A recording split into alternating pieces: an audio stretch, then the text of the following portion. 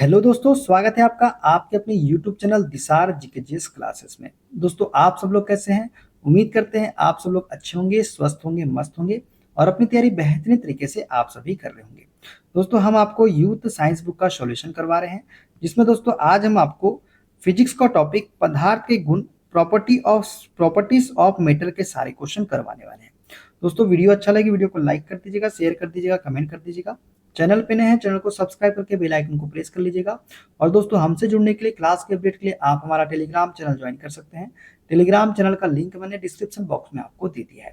दोस्तों, सभी की प्लेलिस्ट हमने आपके लिए बना दी है, तो आप प्लेलिस्ट में भी जाके सारी वीडियोस देख सकते हैं। दोस्तों, चलिए देर ना करते हुए स्टार्ट करते हैं आज का अपना सेशन। दोस्तों, आज हम पढ़ेंगे पदार्थ के गुण के सारे क्वेश्चन, प्रॉपर्टीज ऑफ मेटर, जिसमें सबसे पहले हम पढ़ेंगे प्रत्यास्थता, इलास्टिसिटी के क्वेश्चन। देखते हैं पहला क्वेश्चन। निम्न में से कौन सा शब्द धातुओं को पतले तारों में खींचने की क्षमता को परिभाषित करता है? तो दोस्तों, ये है हमारा तन्यता। तन्यता शब्द जो है धातुओं को पतले तारों में खींचने की क्षमता को परिभाषित करता है। दोस्तों, धातुओं में तनाव डालकर पतले तारों में खींचने की क्षमता तन्यता डक्टिलिटी कहलाती है। ठीक है, तन्यता धातुओं का एक भौतिक गुण है। सोना, चांदी, एल्यूमिनियम, तांबा आदि में तन्यता का गुण पाया जाता है और सोना सबसे ज्यादा तन्य धातु होती है। कौन सी? सोना। ठीक है, देखते हैं अगला क्वेश्चन। हुक का नियम प्रत्यास्थ पदार्थों में किन दो भौतिक राशियों के बीच संबंध स्थापित करता है? दोस्तों, जो हुक का नियम है ये प्रतिबल और विकृति के मध्य में, किसके बीच? प्रतिबल और विकृति के बीच क्या करता है? संबंध स्थापित करता है। Option number C correct answer हमारा हो जाएगा।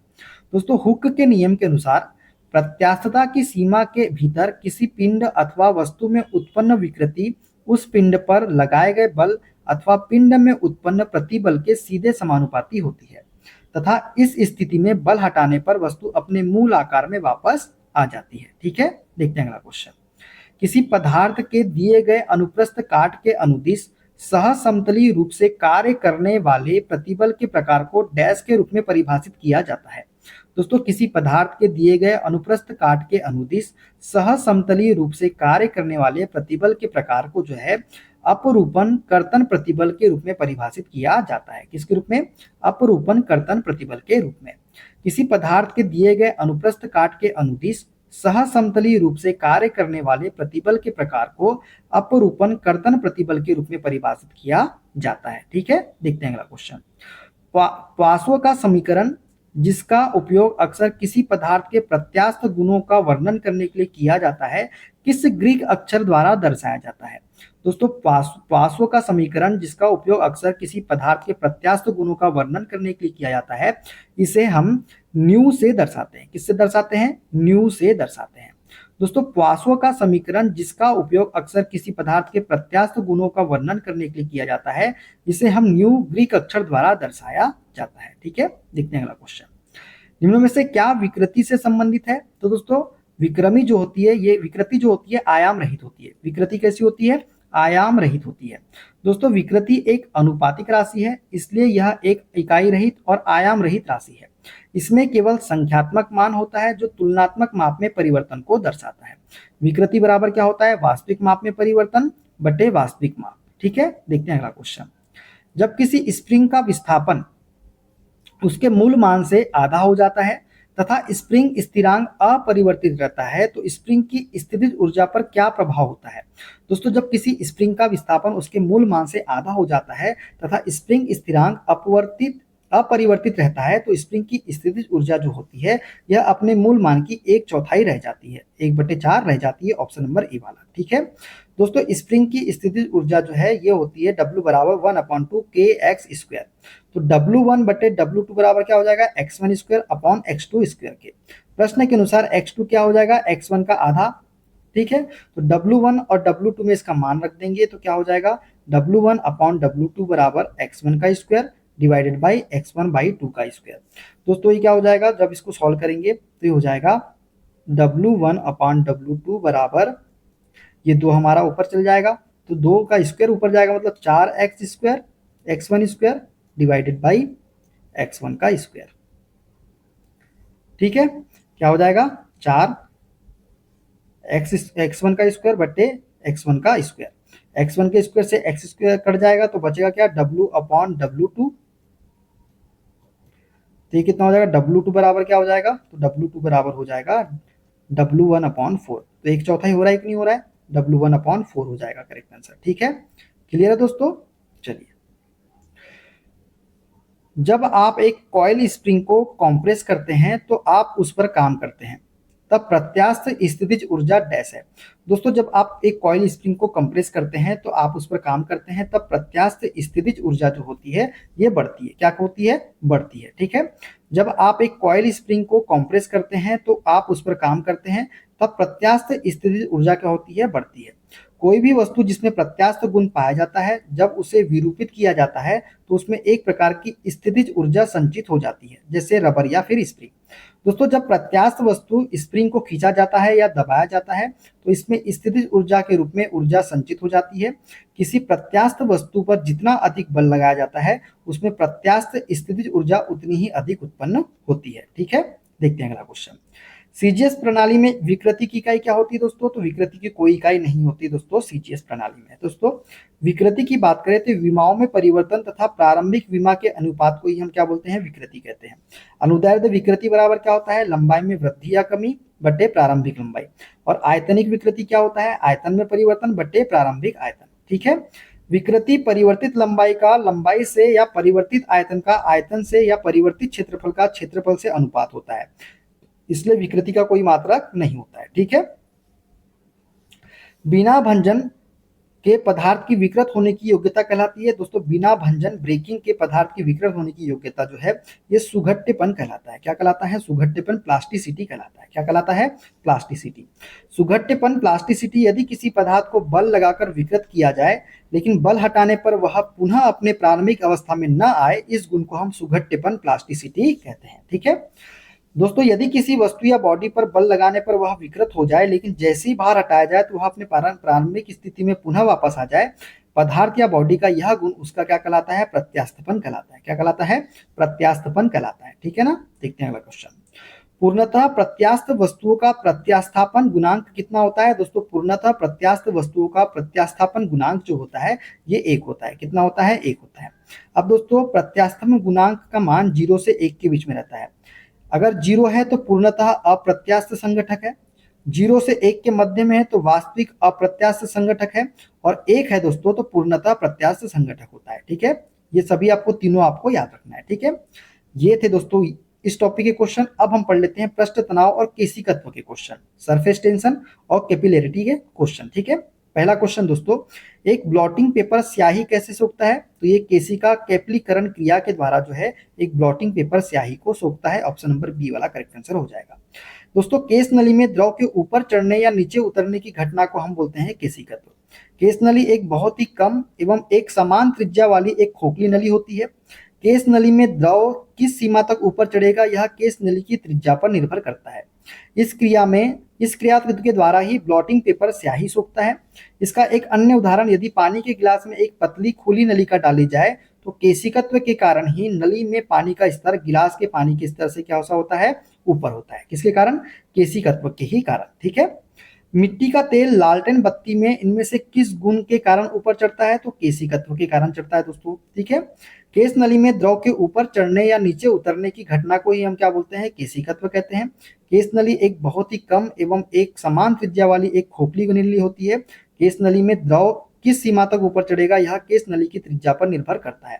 केशिकत्व के उदाहरण है, ब्लॉटिंग पेपर स्याही को शीघ्र सोख लेता है क्योंकि इसमें बने छोटे छोटे छिद्र केश नली की तरह कार्य करते हैं। लालटेन या लैंप की बत्ती में केशिकत्व के कारण ही तेल ऊपर चढ़ता है। ठीक है ना, देखते हैं अगला क्वेश्चन। एक द्रव की बूंद संयोजित होती है क्योंकि इसके कणों का आकर्षण इसका संभव क्षेत्रफल न्यूनतम करता है। इस परिघटना को डैश कहा जाता है, तो इसे हम बोलते हैं पृष्ठ तनाव। क्या बोलते हैं, इसे हम पृष्ठ तनाव बोलते हैं। दोस्तों, एक द्रव की बूंद संयोजित होती है क्योंकि इसके कणों का आकर्षण इसके संभव क्षेत्रफल को न्यूनतम करता है। इस परिघटना को हम पृष्ठ तनाव कहते हैं। द्रव के अंदर के अणु ससंजक बल के कारण अपने पड़ोसी अणुओं के द्वारा आकर्षित होते हैं। द्रव का ऊपरी पृष्ठ स्वतंत्र होता है जिसे स्वतंत्र पृष्ठ कहा जाता है। द्रव की स्वतंत्र पृष्ठ को उसके नीचे वाले अणु अपनी ओर खींचते हैं, जिसके कारण द्रव का स्वतंत्र पृष्ठ हमेशा तनाव में रहता है तथा उसमें कम से कम क्षेत्रफल प्राप्त करने की प्रवृत्ति होती है। द्रव के पृष्ठ का यह तनाव ही पृष्ठ तनाव कहलाता है। क्या कहलाता है, पृष्ठ तनाव कहलाता है। ठीक है, जल की गिरती हुई बूंद किस गुणधर्म के कारण गोलाकार होती है? तो ये होती है दोस्तों जल के पृष्ठीय तनाव के कारण। पृष्ठ तनाव के कारण जल की गिरती हुई बूंद कैसी होती है? गोलाकार होती है। दोस्तों द्रव का बूंद या गिरती हुई बूंद का गोलाकार होना द्रव के अंदर पृष्ठ तनाव सरफेस टेंशन के गुण के उपस्थित होने के कारण होता है। पृष्ठ तनाव T बराबर क्या होता है? F/L के हो जाता है। क्या होता है? F/L।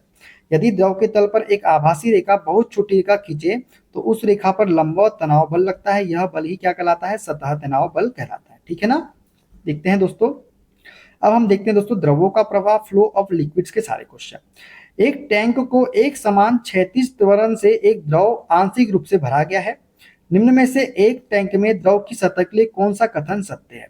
दोस्तों जो द्रव है वो क्या होगा? सतह की गति की दिशा में गिरता है और टैंक के पीछे की ओर उठता है। तो option A he correct answer हमारा हो जाएगा। ठीक है दोस्तों, जब तरल से भरे टैंक को क्षैतिज रूप से त्वरित किया जाता है तो अंदर का तरल त्वरण की विपरीत दिशा में एक छदम बल का अनुभव करता है। कौन से बल का? छदम बल का। यह बल तरल के भीतर एक दबाव प्रवणता बनाता है जिससे सतह झुक जाती है। टैंक के सामने का दबाव पीछे से दबाव से अधिक होता है जिसके परिणाम स्वरूप तरल का स्तर पीछे की ओर बढ़ता है और सामने की ओर कैसा होता है? गिरता है। ठीक है, इसलिए तरल की सतह की गति की दिशा इसलिए तरल जो है सतह गति की दिशा में गिरती है और टैंक के पीछे की ओर बढ़ती है। ठीक है, द्रव की सतह गति की दिशा में गिरती है और टैंक के पीछे की ओर से उठती है। ऐसा द्रव में कार्यरत छदम बल के कारण होता है। ठीक है, स्यूडो फोर्स के कारण। देखते हैं अगला क्वेश्चन। एक आदर्श तरल पदार्थ डैश होता है। दोस्तों एक आदर्श तरल पदार्थ जो है घर्षण रहित और असंपीड्य होता है। कैसा होता है? घर्षण रहित और असंपीड्य होता है। दोस्तों एक आदर्श तरल पदार्थ घर्षण रहित और असंपीड्य होता है। आदर्श तरल में सतह तनाव नहीं होता है तथा आयतन प्रत्यास्थ गुणांक अनंत होता है। वास्तव में कोई भी तरल आदर्श तरल नहीं होता है। ठीक है ना? देखते हैं अगला क्वेश्चन।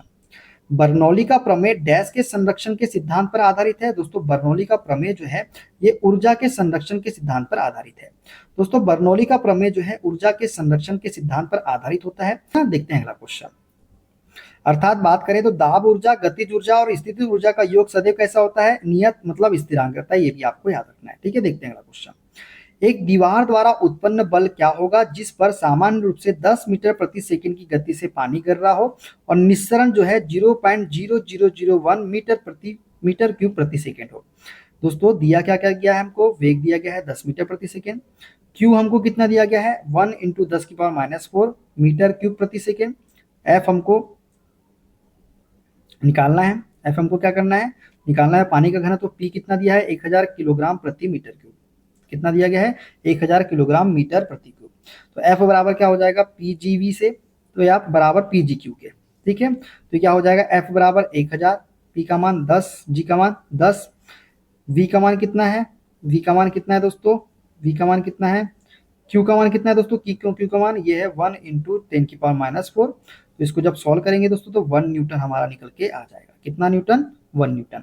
अब 10⁻⁻⁴ मतलब दोस्तों नीचे में 4 जीरो लगा दो आप। 1 2 3 4, 1 2 3 4 बचेगा कितना? सिर्फ 1 बचेगा। ठीक है ना? ऐसे से 1 न्यूटन निकल के आ जाएगा। ठीक है, देखते हैं अगला क्वेश्चन। द्रवों में घर्षण को क्या कहा जाता है? तो द्रवों में घर्षण को दोस्तों श्यानता कहा जाता है। क्या कहा जाता है? श्यानता कहा जाता है। द्रवों में घर्षण को श्यानता कहा जाता है। श्यानता तरल का वह गुण है जिसके कारण तरल उन बलों का विरोध करता है जो उसके स्वरूप को बदलना चाहते हैं। श्यानता को किसी द्रव अथवा गैस के आंतरिक घर्षण के रूप में देखा जा सकता है। ठीक है ना? अब हम पढ़ेंगे दोस्तों उत्प्लावकता और आर्किमिडीज का सिद्धांत। ठीक है, इसके क्वेश्चन हम पढ़ेंगे दोस्तों। देखते हैं पहला क्वेश्चन। यदि किसी वस्तु का घनत्व डैश है तो वह वस्तु द्रव पर तैरती है। दोस्तों यदि किसी वस्तु का घनत्व क्या होता है? यदि किसी वस्तु का घनत्व द्रव के घनत्व से कम होता है तो वह वस्तु कैसी होती है? द्रव में तैरती है। दोस्तों यदि किसी वस्तु का घनत्व द्रव के घनत्व से कम है तो वह वस्तु द्रव पर तैरती है। घनत्व किसी वस्तु के उसके आकार की तुलना में उसके भारी होने की माप है। जब कोई वस्तु द्रव की सतह पर तैरती है तो उस पर उत्प्लावन बल लगता है और यह बल वस्तु के भार के बराबर या ज्यादा होता है। ठीक है, देखते हैं अगला क्वेश्चन। पानी की सतह पर लोहे की एक ठोस छड़ रखी जाती है।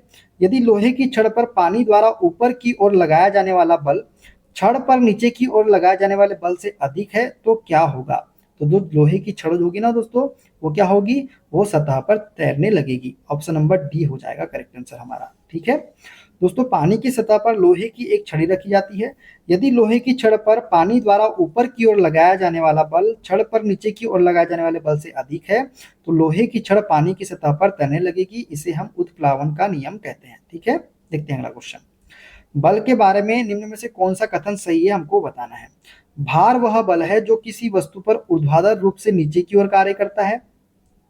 बिल्कुल सत्य बात है दोस्तों, भार वह बल है जो किसी वस्तु पर ऊर्ध्वाधर रूप से नीचे की ओर कार्य करता है। प्रणोद वह बल है जो किसी वस्तु पर उसकी सतह के लंबवत कार्य करता है। ठीक है, प्रणोद वह बल है दोस्तों जो किसी वस्तु पर उसकी सतह के लंबवत कार्य करता है। तो ए और बी दोनों क्या है हमारे सत्य कथन हो जाएंगे। ठीक है दोस्तों, भार वह बल है जो किसी वस्तु पर ऊर्ध्वाधर रूप से नीचे की ओर कार्य करता है। और प्रणोद क्या है दोस्तों, प्रणोद वह बल है जो किसी वस्तु पर उसकी सतह के लंबवत कार्य करता है। बल के संदर्भ में उपरोक्त दोनों कथन ए और बी क्या है सत्य कथन हो जाएंगे। ठीक है, जब एक खाली बोतल को वायु विरुद्ध तरीके से बंद किया जाता है और पानी के अंदर धकेला जाता है तो छोड़े जाने पर वह वापस उछल जाती है। ऐसा क्यों होता है? तो दोस्तों ऐसा होता है बोतल पर पानी का उत्प्लावन बल बोतल पर लगने वाले गुरुत्वाकर्षण बल से अधिक होने की वजह से। क्या होने से? बोतल पर पानी का उत्प्लावन बल बोतल पर लगने वाले गुरुत्वाकर्षण बल से अधिक होने की वजह से ये चीज होती है। दोस्तों जब एक खाली बोतल को वायु विरुद्ध तरीके से बंद किया जाता है और पानी के अंदर धकेला जाता है तो छोड़े जाने पर बोतल वापस उछल जाती है, क्योंकि बोतल पर पानी का उत्प्लावन बल बोतल पर लगने वाले गुरुत्वाकर्षण बल से कैसा होता है? अधिक होता है। ठीक है, देखते हैं अगला क्वेश्चन। द्रव में पूर्णतः आंशिक रूप से डूबे हुए किसी पिंड पर ऊपर की ओर लगने वाला उत्प्लावन बल पिंड द्वारा विस्थापित द्रव के भार के बराबर होता है। यह कथन डैश से संबंधित है? ये संबंधित है आर्किमिडीज के सिद्धांत से। किससे संबंधित है? आर्किमिडीज के सिद्धांत से संबंधित है। दोस्तों आर्किमिडीज का सिद्धांत इसके अनुसार कोई वस्तु जो द्रव में पूर्णतः या आंशिक रूप से डूबी हुई है उसके ऊपर द्रव द्वारा ऊपर की ओर लगने वाला उत्प्लावन बल वस्तु द्वारा हटाए गए द्रव के भार के बराबर होता है। इस बल को हम उत्क्षेप बल भी कहते हैं, अपथ्रस्ट कहते हैं। इसी बल के कारण किसी द्रव में आंशिक रूप से डूबा हुआ पिंड अपने वास्तविक वजन से कम वजन का प्रतीत होता है, अर्थात हल्का प्रतीत होता है। ठीक है, देखते हैं अगला क्वेश्चन। उत्प्लावकता सिद्धांत के आधार पर जहाज पानी में तैरते हैं। सर्वप्रथम इस सिद्धांत की पहचान करने का श्रेय किस वैज्ञानिक को दिया जाता है? तो दोस्तों ये दिया जाता है आर्किमिडीज को। किसको दिया जाता है? आर्किमिडीज को इसका श्रेय दिया जाता है। दोस्तों उत्प्लावकता सिद्धांत के आधार पर जहाज पानी में तैरते हैं। सर्वप्रथम इस सिद्धांत की पहचान करने का श्रेय आर्किमिडीज को जाता है। इनके अनुसार जब कोई वस्तु किसी द्रव में पूरी अथवा आंशिक रूप से डूबी जाती है तो उसके भार में आभासी कमी होती है। भार में यह आभासी कमी वस्तु द्वारा हटाए गए द्रव के भार के बराबर होती है। ठीक है, नील्स बोर की बात करें तो क्वांटम विचारों के आधार पर हाइड्रोजन परमाणु के स्पेक्ट्रम की व्याख्या की थी किसने? नील्स बोर ने। नाभिकीय विखंडन का सिद्धांत प्रस्तुत किया था किसने? नील्स बोर ने। केपलर ने क्या किया था? सौरमंडल के ग्रहों की गति का सिद्धांत दिया था। और केन रुथरफोर्ड ने, न्यूजीलैंड के क्या है ये क्रिकेटर है। ठीक है, देखते हैं अगला क्वेश्चन। निम्न में से कौन सा कारक किसी दिए गए द्रव में वस्तु पर कार्यरत उत्प्लावन बल के परिमाण पर निर्भर करता है? दोस्तों ऐसा कौन सा कारक है जो किसी दिए गए द्रव में वस्तु पर कार्यरत उत्प्लावन बल के परिमाण पर निर्भर करता है? तो वो है दोस्तों तरल पदार्थ का घनत्व जो होता है इसमें और इसमें डूबी हुई वस्तु का आयतन। तरल पदार्थ का घनत्व और इसमें डूबी हुई वस्तु का आयतन जो है ये कारक है जो किसी दिए गए द्रव में वस्तु पर कार्यरत उत्प्लावन बल के परिमाण पर निर्भर करता है। तो ऑप्शन सी इसका करेक्ट आंसर हमारा हो जाएगा। ठीक है दोस्तों, तरल पदार्थ का घनत्व और इसमें डूबी हुई वस्तु का आयतन उत्प्लावन बल के परिमाण पर निर्भर करता है। किसी तरल द्रव या गैस में आंशिक या पूर्ण रूप से डूबी किसी वस्तु पर ऊपर की ओर लगने वाला बल उत्प्लावन बल कहलाता है। उत्प्लावन बल नावों, जलयानों, गुब्बारों आदि के कार्य के लिए जिम्मेदार है। इस सिद्धांत का प्रतिपादन दोस्तों सबसे पहले आर्किमिडीज ने किया था। किसने किया था? आर्किमिडीज ने। ठीक है, देखते हैं अगला क्वेश्चन। निम्न में से कौन सा कथन गलत है? दोस्तों यदि उत्प्लावक बल वस्तु के भार से कम हो तो वस्तु डूब जाती है। सत्य बात है दोस्तों, ये सत्य कथन है। यदि उत्प्लावक बल वस्तु के भार से अधिक हो तो वस्तु तैरती है। ये भी सत्य कथन है दोस्तों। यदि उत्प्लावक बल वस्तु के भार से कम हो तो वस्तु तैरती है। नहीं दोस्तों, यदि उत्प्लावक बल वस्तु के भार से कम होगा तो वस्तु तैरेगी नहीं। क्या हो जाएगी? वस्तु डूब जाएगी। यदि उत्प्लावक बल वस्तु के भार के बराबर हो तो वस्तु तरल के अंदर तैरती है। हाँ, ये सत्य बात है दोस्तों, अगर यदि बराबर हो तो वस्तु जो है तरल के अंदर तैरती है। तो जो गलत कथन है वो है ऑप्शन नंबर सी वाला हमारा। ठीक है दोस्तों, यदि उत्प्लावक बल वस्तु के भार से कम हो तो वस्तु तैरती है, यह कथन गलत है। किसी तरल, द्रव या गैस में आंशिक या पूर्ण रूप से डूबी किसी वस्तु पर ऊपर की ओर लगने वाला बल क्या कहलाता है? उत्प्लावन बल कहलाता है। उत्प्लावन बल नाव, जलयानों आदि के कार्य के लिए जिम्मेदार होता है। ठीक है, देखते हैं अगला क्वेश्चन। उत्प्लावन का केंद्र हमेशा क्या होता है? दोस्तों, उत्प्लावन का केंद्र जो है ये विस्थापित द्रव के आयतन के केंद्रक के संपाती होता है। क्या होता है? विस्थापित द्रव के आयतन के केंद्रक के संपाती होता है। ठीक है दोस्तों, उत्प्लावन केंद्र हमेशा विस्थापित द्रव के आयतन के केंद्रक के संपाती होता है। यदि उत्प्लावन बल तथा वस्तु द्वारा हटाए गए द्रव का भार बराबर हो तो उत्प्लावन केंद्र तथा विस्थापित द्रव के केंद्रक एक दूसरे पर कैसे होते हैं? संपाती होंगे। दोस्तों, जिस द्रव का घनत्व ज्यादा होता है वह किसी वस्तु पर ज्यादा उत्प्लावन बल लगाता है। ठीक है, जिस द्रव का घनत्व ज्यादा होता है वो क्या करता है? वह किसी वस्तु पर ज्यादा उत्प्लावन बल लगाता है। ठीक है, देखते हैं अगला क्वेश्चन। किस सिद्धांत या नियम के आधार पर वस्तुएं पानी में तैरती है? तो आर्किमिडीज के सिद्धांत के आधार पर जो है दोस्तों वस्तुएं पानी में तैरती है। दोस्तों, आर्किमिडीज के सिद्धांत के आधार पर वस्तुएं पानी में तैरती है। आर्किमिडीज का सिद्धांत क्या है? किसी तरल माध्यम में इसी वस्तु पर लगने वाला उत्प्लावन बल उस वस्तु द्वारा विस्थापित तरल के भार के बराबर होता है, अथवा किसी तरल माध्यम में आंशिक या पूर्णतः डूबी हुई वस्तु पर लगने वाला उत्प्लावन बल उस वस्तु द्वारा विस्थापित तरल के भार के बराबर होता है। ठीक है, देखते हैं अगला क्वेश्चन। जब किसी पिंड को किसी द्रव में पूर्ण या आंशिक रूप से डुबोया जाता है तब यह पिंड विस्थापित द्रव के भार के बराबर एक उत्क्षेप बल का अनुभव करता है। इसे किस सिद्धांत के रूप में जाना जाता है? तो इसे हम बोलते हैं आर्किमिडीज का सिद्धांत, ऑप्शन नंबर बी वाला। ठीक है, आर्किमिडीज का सिद्धांत दोस्तों, जब किसी वस्तु को किसी द्रव में डुबोया जाता है तो वस्तु पर एक ऊर्ध्वाधर बल ऊपर की ओर कार्य करता है जिसे हम उत्प्लावन बल कहते हैं। इसका मान वस्तु द्वारा हटाए गए द्रव के भार के बराबर होता है। उत्प्लावन बल का मान वस्तु की द्रव में गहराई पर निर्भर नहीं करता। यह द्रव के घनत्व तथा वस्तु के आयतन के सीधे कैसा होता है? समानुपाती होता है। ठीक है, देखते हैं अगला क्वेश्चन। पानी के द्वारा ऊपर की तरफ लगाया गया बल क्या कहलाता है? तो पानी की तरफ ऊपर की तरफ लगाया गया बल जो है उत्प्लावन बल कहलाता है। क्या कहलाता है? उत्प्लावन बल कहलाता है। किसी तरल में आंशिक या पूर्ण रूप से डूबी किसी वस्तु पर ऊपर की ओर लगने वाला बल उत्प्लावन बल कहलाता है। उत्प्लावन बल नाव, जलयानों, गुब्बारों आदि के कार्य के लिए क्या है? जिम्मेदार होता है। ठीक है ना, देखते हैं अगला क्वेश्चन। जहाजों की गति में वृद्धि डैश पर आधारित है? दोस्तों, जहाजों की गति में वृद्धि जो है ये आर्किमिडीज के सिद्धांत पर आधारित है। किस पर? आर्किमिडीज के सिद्धांत पर। जहाजों की गति में वृद्धि आर्किमिडीज के सिद्धांत पर आधारित है। जब कोई वस्तु किसी द्रव में पूरी अथवा आंशिक रूप से डुबोई जाती है तो उसके भार में आभासी कमी होती है। भार में यह आभासी कमी वस्तु द्वारा हटाए गए द्रव के भार के बराबर होती है। इसे आर्किमिडीज का सिद्धांत हम कहते हैं। फैराडे का नियम विद्युत परिपथ से संबंधित है दोस्तों। फ्लेमिंग राइट हैंड रूल प्रेरित विद्युत धारा से संबंधित है। न्यूटन के गति का दूसरा नियम, किसी वस्तु पर लगा बल उस वस्तु में संवेग परिवर्तन की दर के बराबर होता है। ये न्यूटन के गति का दूसरा नियम है। ठीक है, देखते हैं अगला क्वेश्चन। ऊपरी प्रणोद और भार डैश में प्रयुक्त होते हैं? दोस्तों, ऊपरी प्रणोद और भार जो है ये विपरीत दिशा में प्रयुक्त होते हैं। कौन सी दिशा में? विपरीत दिशा में। दोस्तों, ऊपरी प्रणोद और भार जो है विपरीत दिशा में प्रयुक्त होते हैं। किसी वस्तु की सतह पर लंबवत लगने वाले बल को प्रणोद कहते हैं। किसी वस्तु पर लगने वाला प्रणोद का परिमाण उस सतह के क्षेत्रफल पर निर्भर करता है जिस सतह से वस्तु संपर्क में रहती है। प्रणोद का ऐसा ही मात्रक किलोग्राम मीटर प्रति सेकेंड स्क्वायर या फिर न्यूटन होता है। ऊपरी प्रणोद जो है ऊपर की दिशा में और भार नीचे की दिशा में प्रयुक्त होते हैं, जैसे रॉकेट का आगे की ओर बढ़ना। ठीक है, देखते हैं अगला क्वेश्चन। किसी वस्तु को तरल पदार्थ पर रखे जाने से उत्पन्न ऊर्ध्वगामी दबाव को क्या कहते हैं? दोस्तों, किसी वस्तु को तरल पदार्थ पर रखे जाने से उत्पन्न ऊर्ध्वगामी दबाव को हम बोलते हैं उत्प्लावक बल। क्या बोलते हैं? उत्प्लावक बल बोलते हैं। किसी वस्तु को तरल पदार्थ पर रखे जाने से उत्पन्न ऊर्ध्वगामी दबाव को उत्प्लावक बल, बॉयंट फोर्स या उत्क्षेप अपथ्रस्ट हम कहते हैं। उत्प्लावक बल को उत्क्षेप बल भी हम कहते हैं। कौन सा बल? उत्क्षेप बल। ठीक है, देखते हैं अगला क्वेश्चन। एक डूबे हुए पिंड पर पानी द्वारा लगाए जाने वाले उत्प्लावन बल का दूसरा नाम क्या है? तो इसे हम उत्क्षेप बल भी बोलते हैं दोस्तों। क्या बोलते हैं? उत्क्षेप बल। ठीक है, देखते हैं अगला क्वेश्चन। यदि आप एक गिलास को पानी और बर्फ से पूरी तरह से भरते हैं और बर्फ पूरी तरह गल जाती है तो क्या होगा?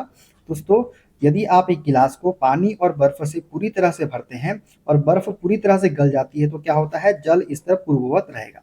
जल स्तर में किसी प्रकार का कोई चेंजेस नहीं होगा। ठीक है दोस्तों, जब एक गिलास को पानी और बर्फ से पूरी तरह भरते हैं और बर्फ पूरी तरह गल जाती है तब भी जल स्तर पूर्ववत पहले की जैसा ही रहेगा, क्योंकि आर्किमिडीज के नियम अनुसार बर्फ द्वारा उतना ही पानी विस्थापित किया जाएगा जितना उसका आयतन होगा। ठीक है, यदि कोई वस्तु डूबती है तो वस्तु पर तरल द्वारा प्रयुक्त उत्क्षेप डैश होगा। दोस्तों, यदि कोई वस्तु डूबती है तो वस्तु पर तरल द्वारा प्रयुक्त उत्क्षेप जो होगा वो क्या होगा? वस्तु के भार से कम होगा। क्या होगा? वस्तु के भार से कम होगा, तो वस्तु क्या हो जाएगी? डूब जाएगी। ठीक है दोस्तों, यदि कोई वस्तु डूबती है तो वस्तु पर तरल द्वारा प्रयुक्त उत्क्षेप वस्तु के भार से कम होगा। पहली स्थिति की बात करें, यदि वस्तु का भार उत्प्लावन बल से अधिक है तो वस्तु द्रव में डूब जाएगी। ऐसा तब होता है जब वस्तु के पदार्थ का घनत्व द्रव के घनत्व से कैसा होता है? अधिक होता है तब।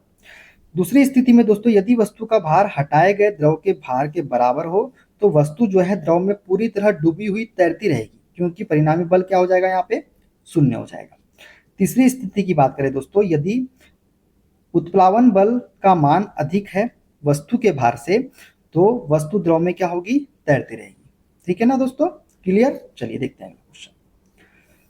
किसी द्रव तल के लंबवत कार्य करने वाले बल क्या कहलाता है? तो दोस्तों, किसी द्रव के तल के लंबवत कार्य करने वाले बल को हम बोलते हैं उत्क्षेप बल। क्या बोलते हैं? उत्क्षेप बल बोलते हैं। किसी द्रव तल के लंबवत कार्य करने वाले बल को उत्क्षेप बल, बॉयंट फोर्स हम कहते हैं। द्रव का वह गुण जिसके कारण वह वस्तु पर ऊपर की ओर एक बल लगाता है उसे उत्क्षेप या फिर उत्प्लावक बल हम कहते हैं। यह बल वस्तु द्वारा हटाए गए द्रव के गुरुत्व केंद्र पर कार्य करता है, जिसे उत्प्लावक केंद्र हम बोलते हैं। इसका अध्ययन सर्वप्रथम आर्किमिडीज ने किया था। किसने किया था? आर्किमिडीज ने। आर्किमिडीज का सिद्धांत दोस्तों, जब कोई वस्तु किसी द्रव में पूरी अथवा आंशिक रूप से डुबोई जाती है तो उसके भार में कमी का आभास होता है। भार में यह आभासी कमी वस्तु द्वारा हटाए गए द्रव के भार के बराबर होती है। ठीक है ना, देखते हैं अगला क्वेश्चन। निम्न में से कौन सा आर्किमिडीज के सिद्धांत पर आधारित नहीं है? दोस्तों, लेक्टोमीटर आधारित है। हवाई जहाज के पंखों की डिजाइन नहीं, ये आधारित नहीं है। जहाज और पनडुब्बियों की डिजाइनिंग ये आधारित है। हाइड्रोमीटर ये भी आधारित है। तो ऑप्शन बी जो है दोस्तों इसका करेक्ट आंसर हमारा हो जाएगा। ठीक है दोस्तों, आर्किमिडीज के सिद्धांत के अनुसार जब कोई वस्तु किसी द्रव में आंशिक अथवा पूर्ण रूप से डुबोई जाती है तो उसके भार में कमी का आभास होता है। वस्तु के भार में यह आभासी कमी वस्तु द्वारा हटाए गए द्रव के भार के बराबर होती है। लेक्टोमीटर पानी के जहाजों और पनडुब्बियों की डिजाइनिंग तथा हाइड्रोमीटर आदि आर्किमिडीज के सिद्धांत पर आधारित होते हैं। वायुयान की डिजाइनिंग बर्नौली के सिद्धांत पर कार्य करते हैं दोस्तों। इनमें पंखों का आकार ऐसा होता है कि हवा का दबाव पंखे के ऊपर कम, नीचे ज्यादा बनता है। ठीक है, देखते हैं अगला क्वेश्चन। निम्न में से क्या आर्किमिडीज के सिद्धांत पर आधारित नहीं है दोस्तों? तो दोस्तों, ओडोमीटर जो है ये आर्किमिडीज के सिद्धांत पर आधारित नहीं है। ठीक है, देखिए अगला क्वेश्चन। यदि कोई वस्तु तैरती है तो वस्तु पर जल द्वारा लगाया जाने वाला उत्क्षेप बल कैसा होगा? दोस्तों, यदि कोई वस्तु जल तैरती है तो वस्तु पर जल द्वारा लगाया गया बल जो होगा या उत्क्षेप बल जो होगा वो वस्तु के भार के क्या होगा? बराबर होगा। क्या होगा? वस्तु के भार के बराबर होगा। ठीक है, यदि कोई वस्तु तैरती है तो वस्तु पर जल द्वारा लगाया जाने वाला उत्क्षेप बल जो होगा ये वस्तु के भार के बराबर होगा। ठीक है दोस्तों, द्रव का वह गुण जिसके कारण वह उस द्रव में आंशिक या पूर्ण रूप से डूबी किसी वस्तु पर ऊपर की ओर एक बल लगाता है उसे उत्क्षेप या उत्प्लावन बल कहते हैं। यह बल वस्तु द्वारा हटाए गए द्रव के गुरुत्व केंद्र पर कार्य करता है, जिसे उत्प्लावक केंद्र कहते हैं। यदि कोई वस्तु किसी द्रव में तैरती है तो वस्तु पर द्रव या जल के द्वारा लगाया जाने वाला उत्क्षेप बल जो होगा उस वस्तु के भार के बराबर होगा। किसके बराबर होगा? भार के बराबर होगा। ठीक है, इस सिद्धांत का प्रतिपादन सर्वप्रथम किसने किया था? आर्किमिडीज ने किया था।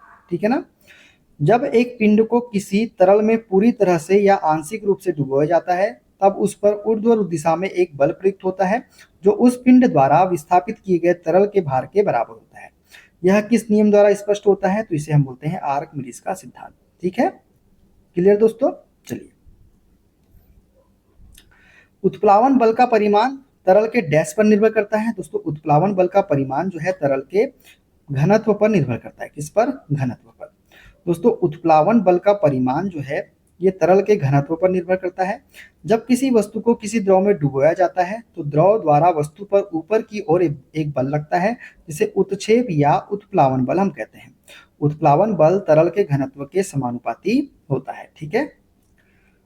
उत्प्लावन बल का डैश द्रव के घनत्व और आयतन पर निर्भर करता है। तो दोस्तों उत्प्लावन बल का परिमाण जो है ये द्रव के घनत्व और आयतन पर निर्भर करता है। ठीक है। तो उत्प्लावन बल का परिमाण जो है किस पर निर्भर करता है? द्रव के घनत्व और आयतन पर।